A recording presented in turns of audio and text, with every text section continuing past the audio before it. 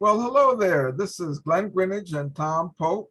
And today's conversation, we're going to be talking about the controversial issue that's going on with community boards in support of restaurants having their outdoor space being utilized as an extension of the restaurant versus using that space for parking to support people from coming into the community to use that parking space to actually frequent the business. So what are you hearing, Tom? Well, I'd like our audience to think about what are the options. We do want restaurants to be able to have the outside cafes. It helps business, it helps the population who wants to go out. The problem is parking.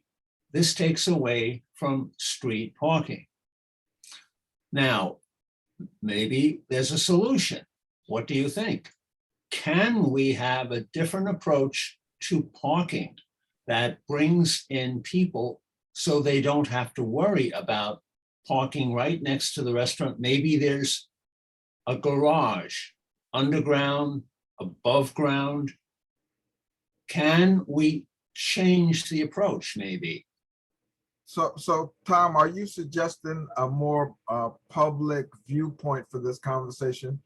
You know, more of a systematic approach to how do we bring business into the community, provide for parking, and also provide an opportunity for these restaurants to regain some of their lost revenues?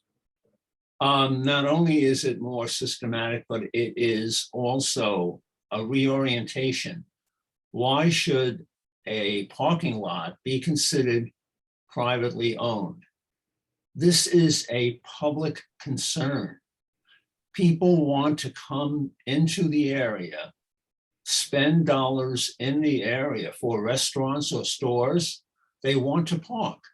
This is a public issue. This is not a private issue.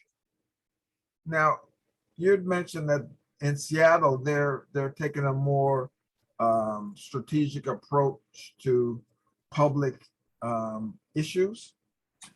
Well, Seattle is the area that came about with the surge for the $15 an hour minimum wage. Okay. Sharma, one of the leaders of the Democratic Party there, is an announced Democrat, Socialist Democrat, which means she's in favor of distributing the abilities of government to help most of the people so that we have extra wages so people can have a living income and also go out shopping, which helps businesses of the entire area. The same thing is what we're talking about here. Let's have a public approach. Why should this lot be part of a privately held entity? This should be the public's lot. If we have free parking for the public comes in and now can spend the money on the restaurant, stores. It brings in a new vitality to the area. So I think that what we'd like to hear from you is, what are your thoughts? Is this a public or private conversation? How can we move this conversation forward? Because if businesses are thriving in our community, that helps everybody. That's the bottom line, of course. Okay. Anything else, Tom? Well, let us know your thoughts on our Facebook page, Community and Social Change.